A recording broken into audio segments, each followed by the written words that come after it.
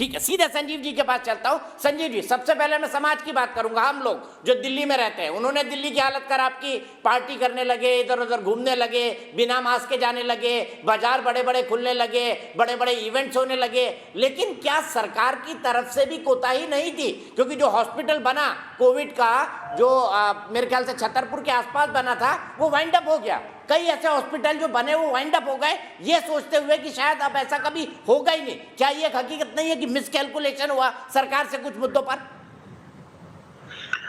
देखिए दीपक जी, जब आज हम विश्लेषण कर रहे हैं तो हमें ये देखना और समझना पड़ेगा कि ये कोरोना का चौथा वेव है।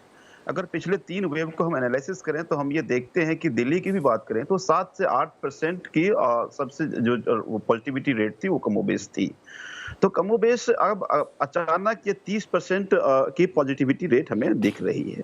तो मुझे ये लगता है कि एक बात ज़रूर है, क्योंकि जब पीक पे था तो भी दिल्ली में 7-8% की पॉजिटिविटी रेट थी। फिर अचानक जब ये कम हुआ, उसी हिसाब से सरकार ने अपनी प्रिपरेशन करी। आज लगभग 30% पॉजिटिविटी रेट है। जहाँ पे पिछली बार पीक पे 7-8 हज़ार पेशेंट थे, आज 25,000 पेशेंट्स हैं। तो मुझे ये लगता है कि इसमें सरकार अपनी पूरी फौरी तौर पर तैयारी अपनी शुरू की, और एक कैलकुलेशन इसलिए हुआ कि चूंकि अचानक ये इन्फ्लक्स दिख रहा है।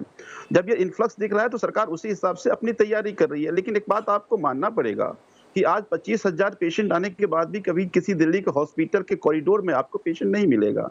मुख्यमंत्री जी खुद 2 टाइम अधिकारियों से मीटिंग करते हैं, हमारे डिप्टी सीएम चाहे हमारे हेल्थ मिनिस्टर सभी हॉस्पिटल जाके जायजा ले रहे हैं।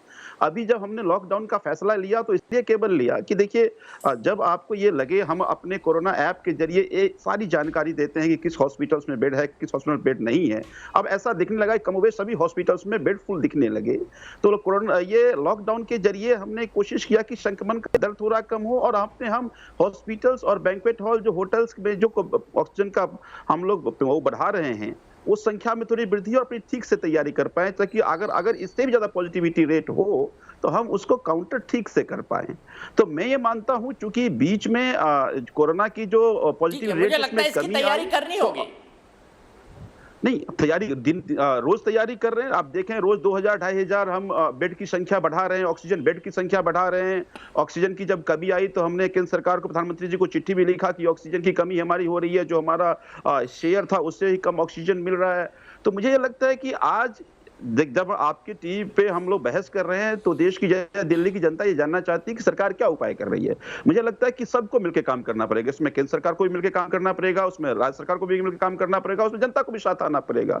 एक अच्छी बात यह है कि जब जब दिल्ली के मुख्यमंत्री अरविंद केजरीवाल जी ने दिल्ली की जनता से आह्वान किया, दिल्ली की जनता उसके साथ खड़ी, चाहे पिछले डेंगू का अभियान रहा हो, या पिछले कोरोना की एक्सपीरियंस रहा हो, या अब भी। मुझे लगता है कि सेंसिटिविटी को लोग समझ रहे हैं। वीकेंड लॉकडाउन में हमने देखा कि लोग सड़क से नहीं निकले। अब लोग ये कह रहे थे कि एक वीक का लॉकडाउन होना चाहिए, और सरकार का भी मानना है कि हम अपनी हेल्थ इंफ्रा को ठीक कर लें, ताकि आगे, जैसा मैंने पहले कहा, कि अगर मान लीजिए ये पॉजिटिविटी रेट बढ़ती है तो हम उस लोगों को बेड दे पाए, ऑक्सीजन बेड दे पाए, हम डेथ ठीक रेट है, को कम कर पाए, और ऐसा कोई पेशेंट ना हो जिनको की ठीक है, उचित व्यवस्था ना मिले।